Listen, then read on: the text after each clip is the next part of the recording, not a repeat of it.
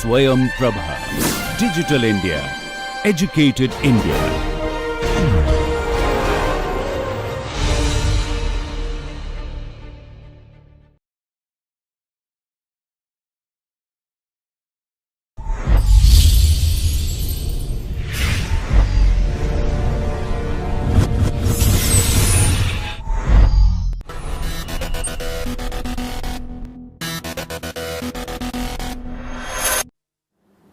We are starting a new discussion on infrastructure and economic growth in the module 7. Till now we have understood that how infrastructure is one of the prominent facilitator for economic growth.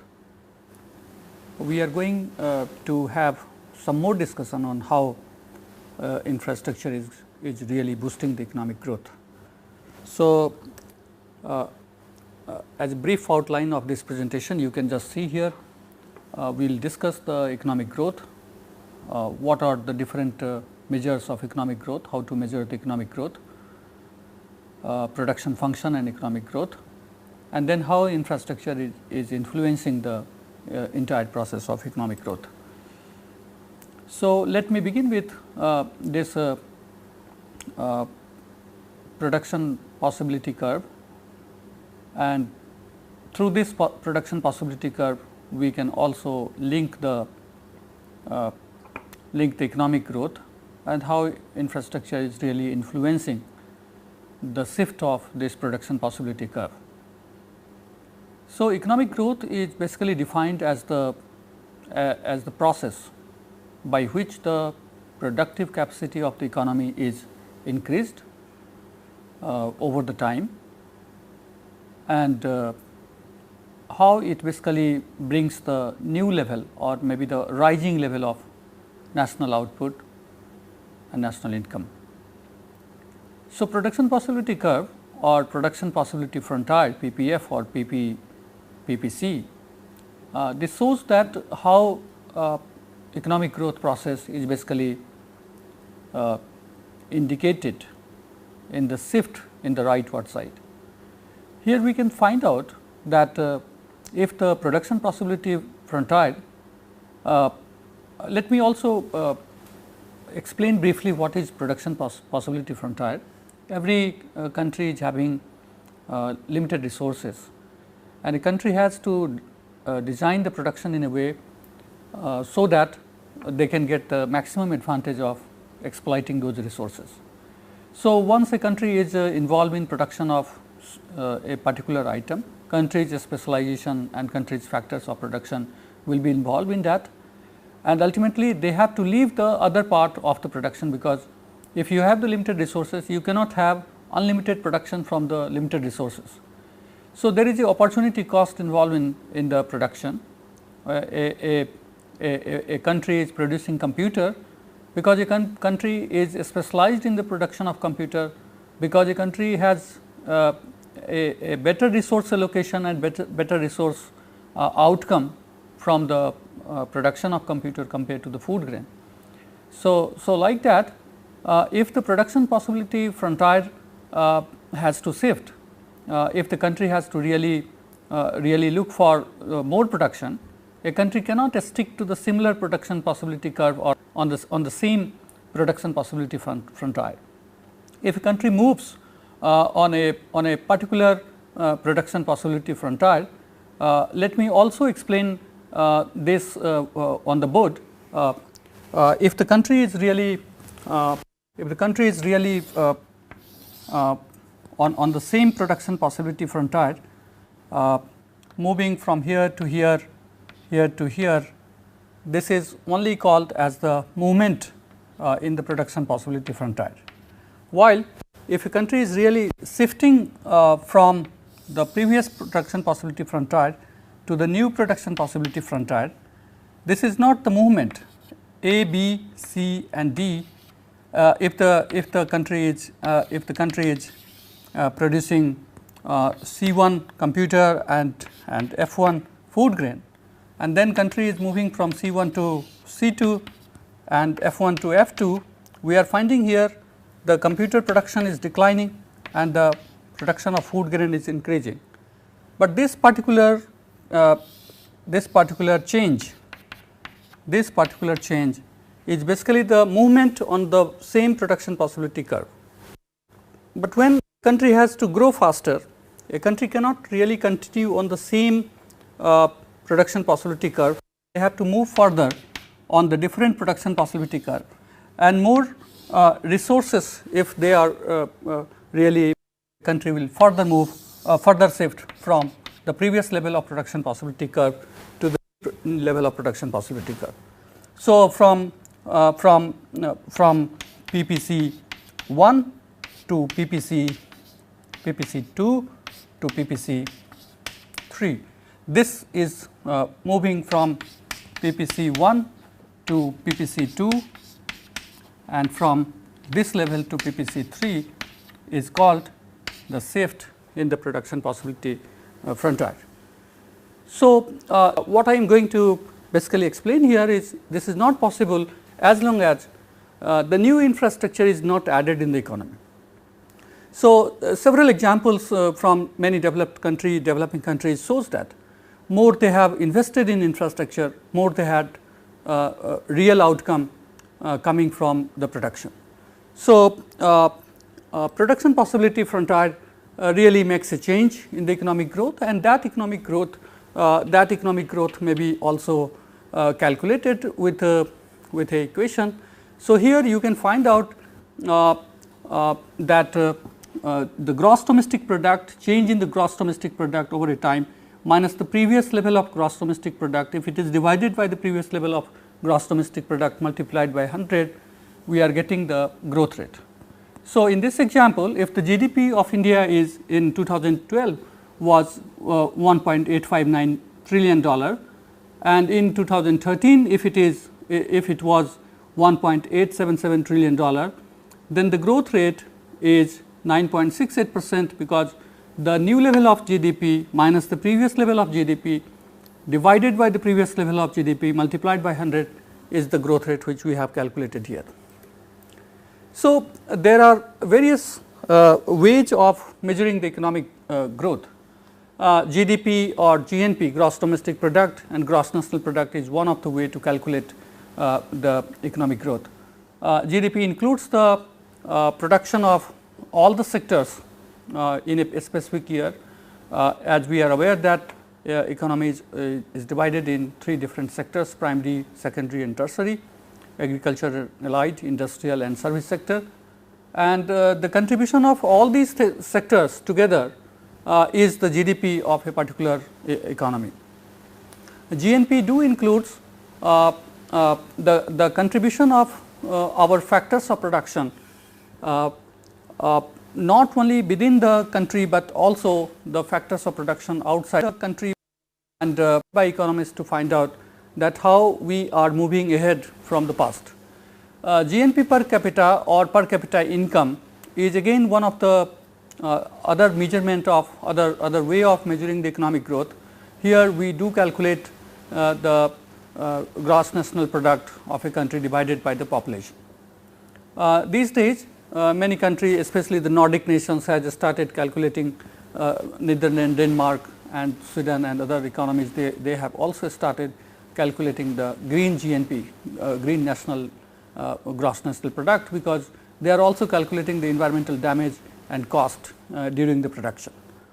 Some of the economy is basically calculating the human development index, and they are finding it little difficult that if economic growth process is really fast, then what is basically the impact on the human development indicators.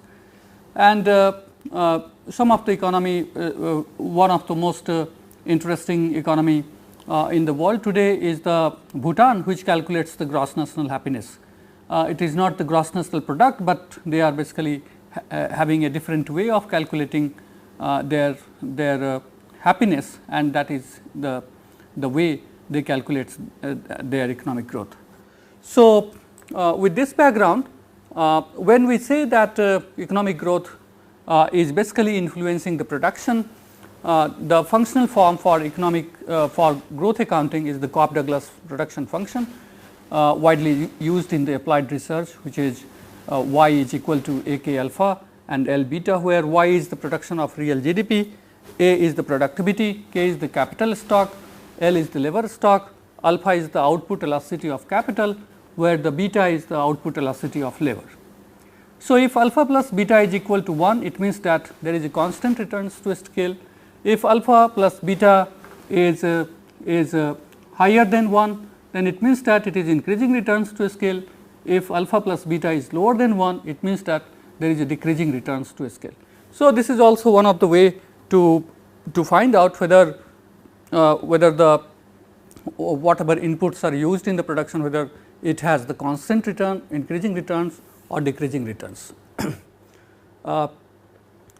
Infrastructure investment has certainly it has the impact on the output.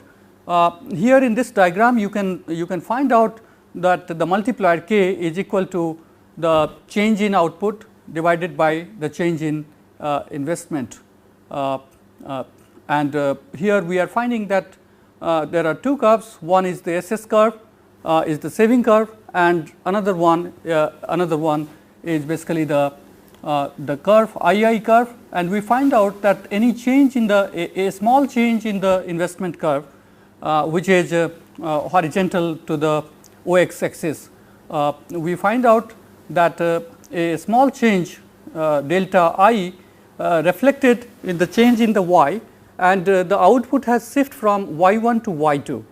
So, this change is possible because of the change in the investment, and if economy is having the change in the investment, especially in the infrastructure sector, if one can see the statistical pattern of the previous growth in many countries, one can find out that due to the huge investment in road constructions, buildings, bridges, hospitals, education, other physical infrastructure, flyovers, metro, rail track, air facility, we are finding that the entire mobility of the factors in the production process is very high, because if you have large number of investment, if you have infrastructure which is always long term gain for the economy, which enjoys the current infrastructure today, if they are having a additional infrastructure every year coming up, economy is in the position to have more mobility of the factors, whether it is labor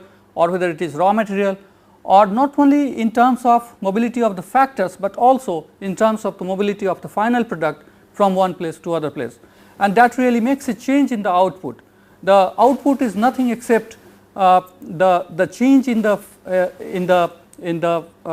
factors of production's capability to satisfy the final consumer.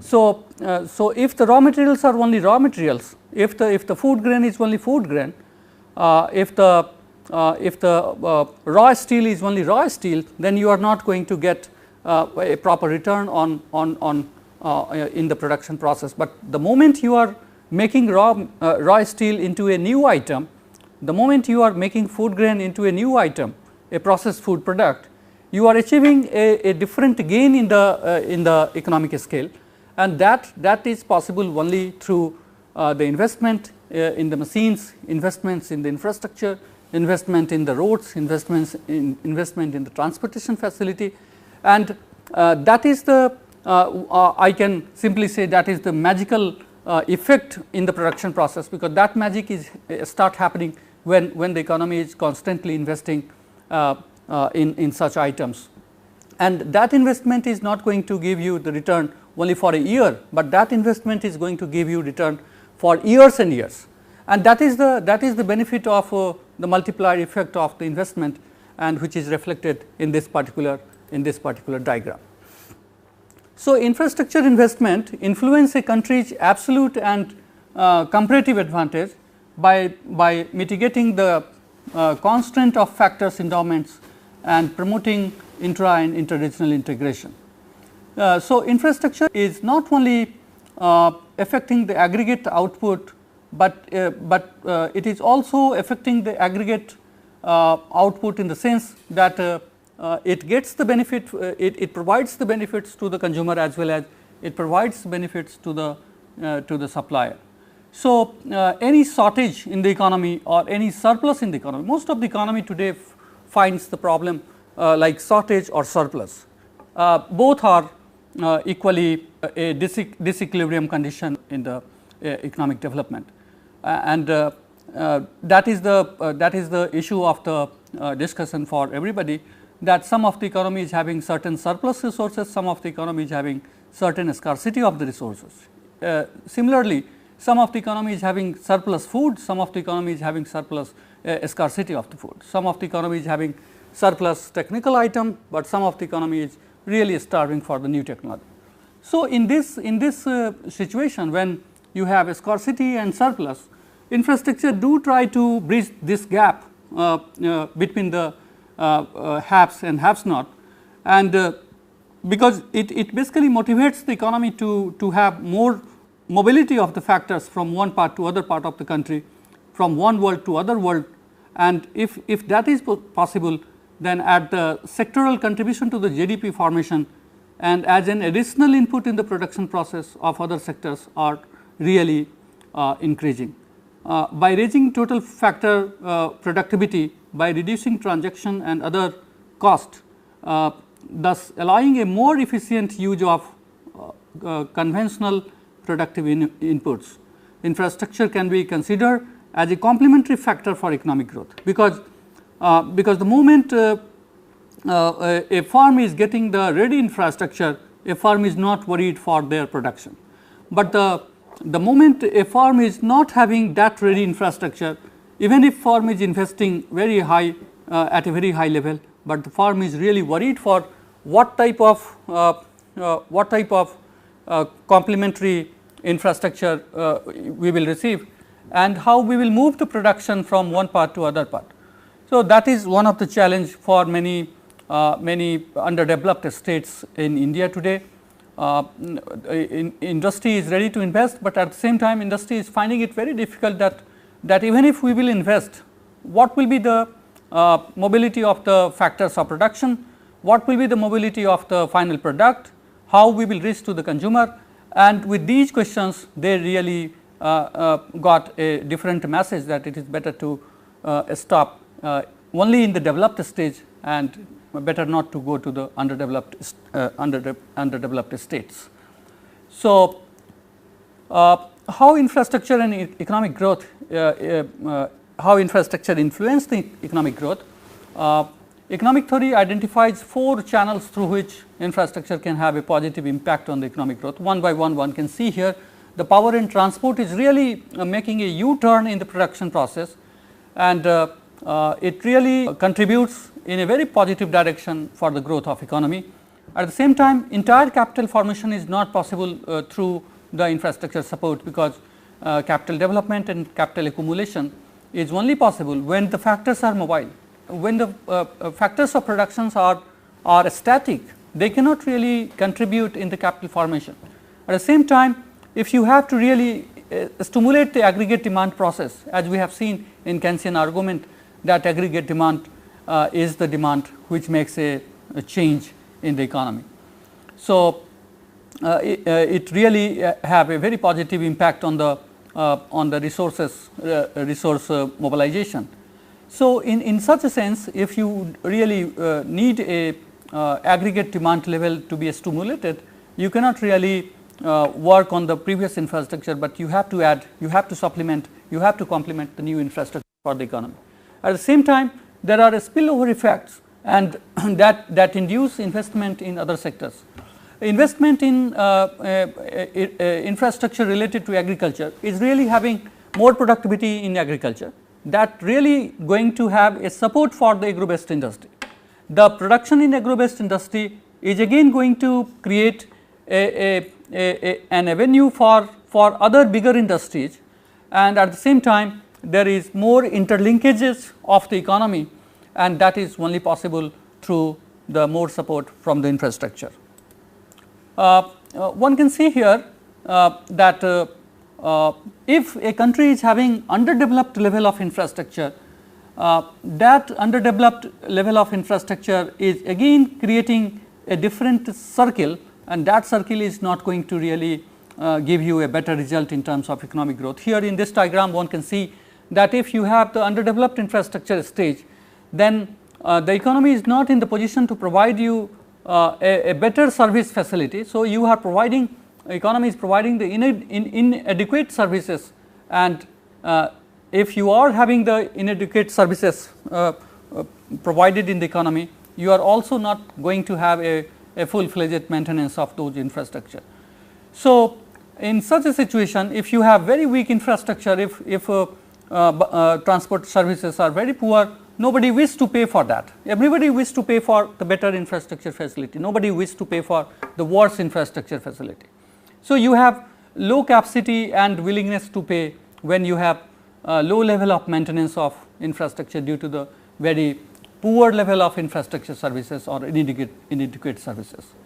So, if you have low capacity to pay, the recovery on the investment is again very low, and again if you have the low returns on the investment, you have again going to have the low level of investments, and this again low level of investment in infrastructure is making you very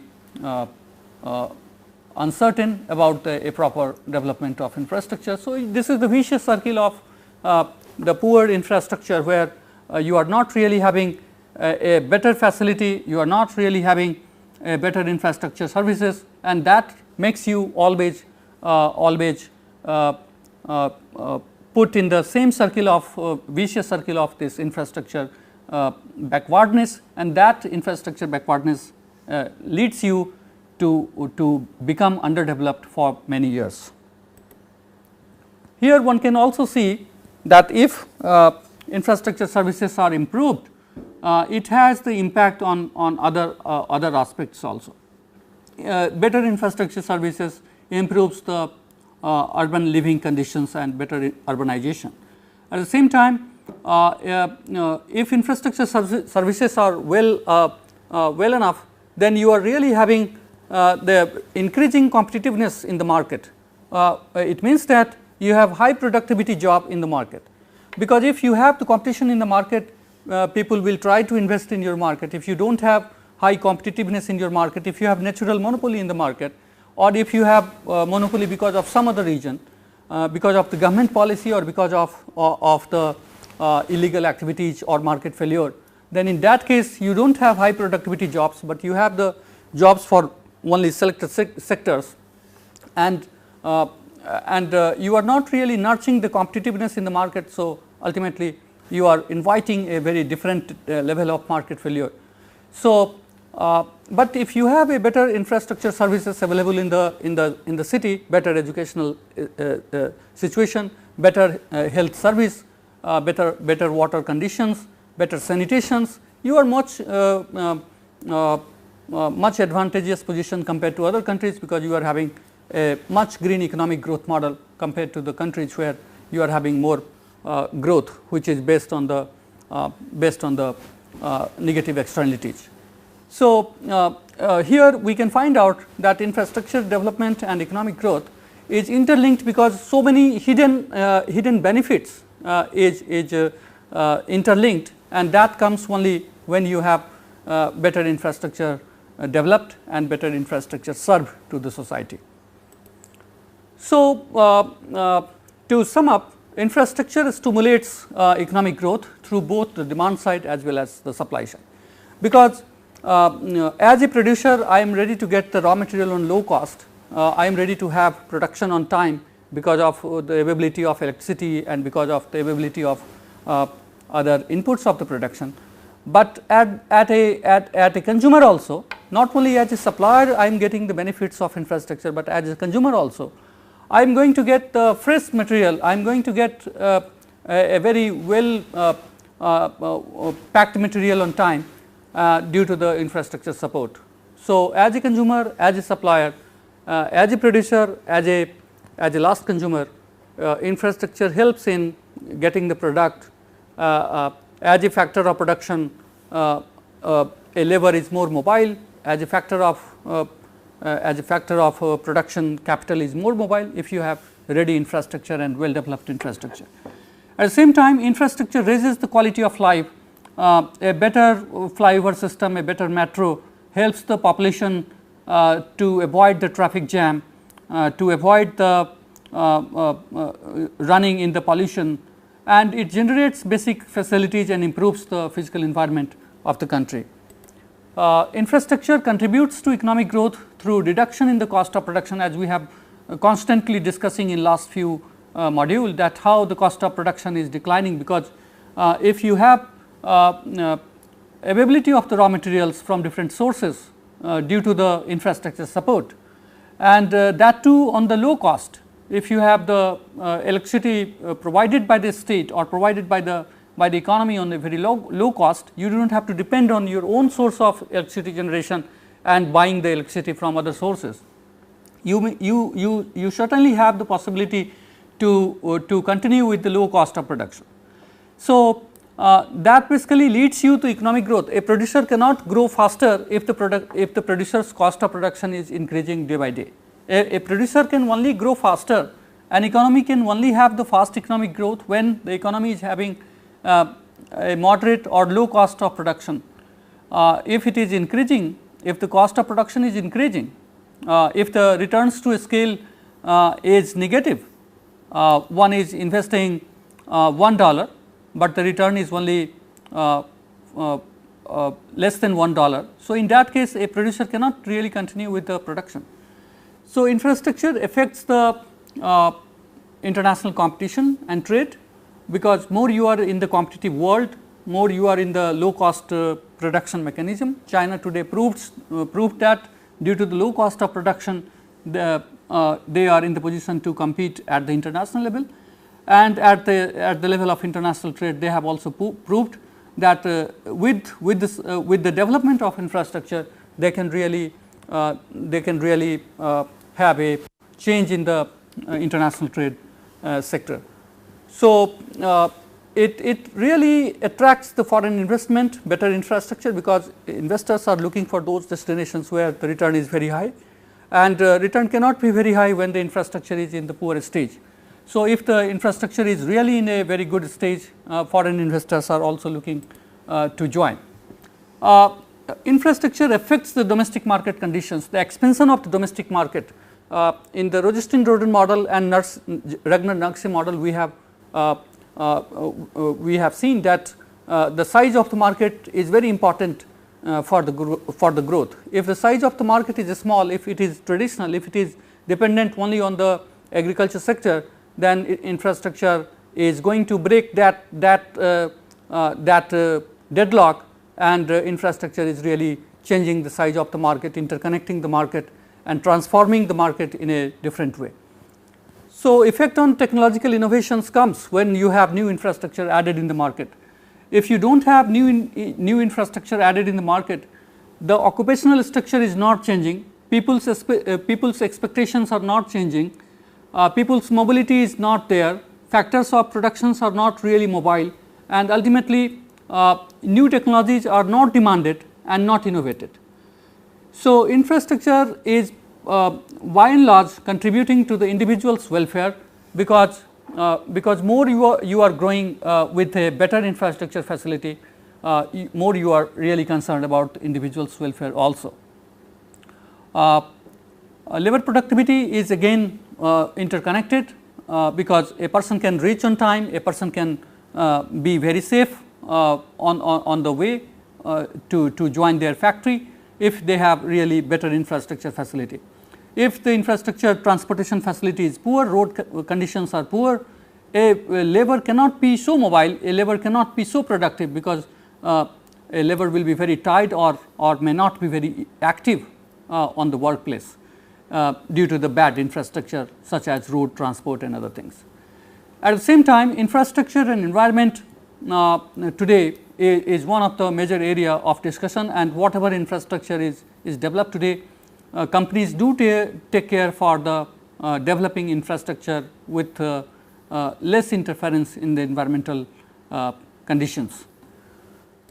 So, I think with this discussion we are understanding that how infrastructure is really boosting the economic growth process, and how the production possibility curve is shifting from the previous level to the new level, and again it is shifting towards the rightward side to get more prosperity in the economy. Hope this particular discussion will help you to understand how infrastructure is really one of the major component for the economic growth process. Thank you.